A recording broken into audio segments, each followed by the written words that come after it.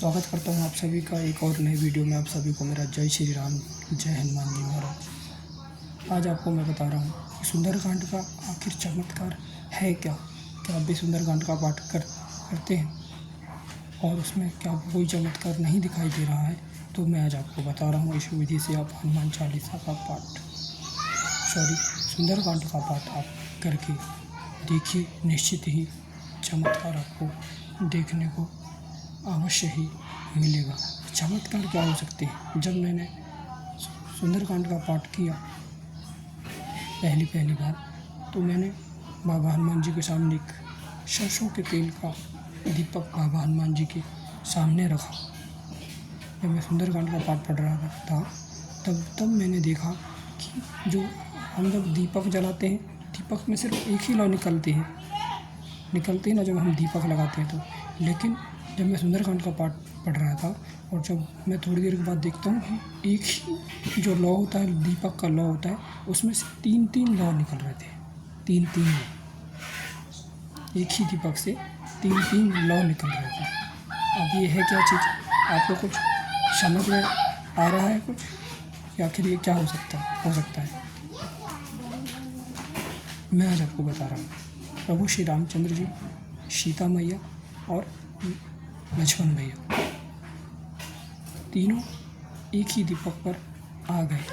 ये इसका संकेत है, प्रत्यक्ष है, क्योंकि सुंदरकांड के पाठ से प्रभु श्री रामचंद्र जी प्रसन्न होते हैं।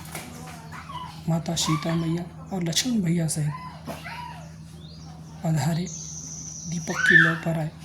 मुझे दीपक की लौ से ही अपना दर्शन और आशीर्वाद मुझे दिया, क्योंकि चमत्कार होना यह कोई आसान बात नहीं है। बड़े भक्त और बड़े साधक चमत्कार के चक्कर में पाठ साधना इत्यादि तो करते हैं, लेकिन उनमें भाव नहीं होता है।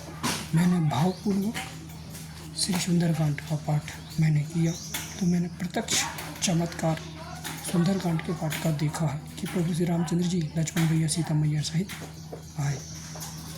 और एक बार जब मैं और सुंदरकांड का पाठ कर रहा था, तब मैंने हनुमान जी का आवाहन किया और मैंने बोला कि आइए विराजिए पवन कुमार। तब मैं एक बार सुंदरकांड का पाठ कर रहा था, तब मैंने सोच रहा था कि क्या हनुमान जी आते भी होंगे, या फिर ऐसे ही मैं पढ़े जा रहा हूँ। लोग बहुत सारे कई जगह आप संतों के मुंह से सुने होंगे, या फिर कई जगह पे आपने मोबाइल में भी देखे होंगे, पढ़े होंगे, सुने होंगे कि जहाँ प्रभु श्री रामचंद्र जी का कीर्तन, सत्संग, भजन होता है, कथाएँ होती हैं, तो वहाँ हनुमान जी महाराज आते हैं। तो मैं सुंदरकांड का पाठ पढ़ रहा था, तब मैंने मन में मैं ऐसा सोच रहा था कि शायद हनुमान जी महाराज नहीं आते होंगे। लेकिन सुंदरकांड का पाठ पढ़ते मैंने देखा कि माला जो है ना, तुलसी की माला जो मैंने बागेश्वर बालाजी महाराज के विग्रह के ऊपर जो मैंने बाबा हनुमान जी को पहनाया है, वो माला हिलने लगी थी। ना ही कोई हवा चल रहा था, ना ही कुछ हो रहा था, तो वो माला हिलने लगी थी। इसका मतलब क्या है?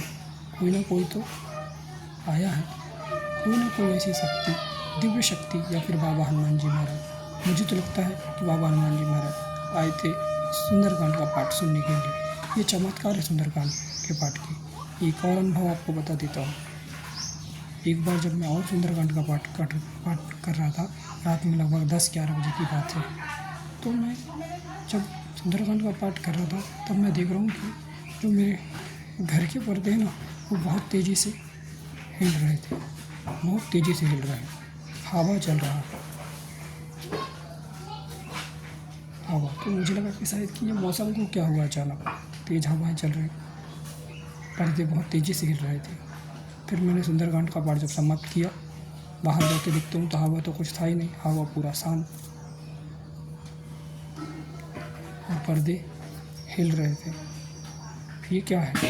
ये संकेत है, ये दिव्य शक्ति के आने के संकेत हैं, बाबा हनुमान जी के आने के संकेत हैं कि सुंदरकांड का पाठ आप करिए और चमत्कार देखिए, कैसे चमत्कार होते हैं। बाबा हनुमान जी महाराज स्वयं आते हैं, दिव्य शक्तियाँ स्वयं आती हैं, बालाजी महाराज के दूत आते हैं, शक्तियाँ आती हैं। ये चमत्कार है सुंदरकांड के पाठ के।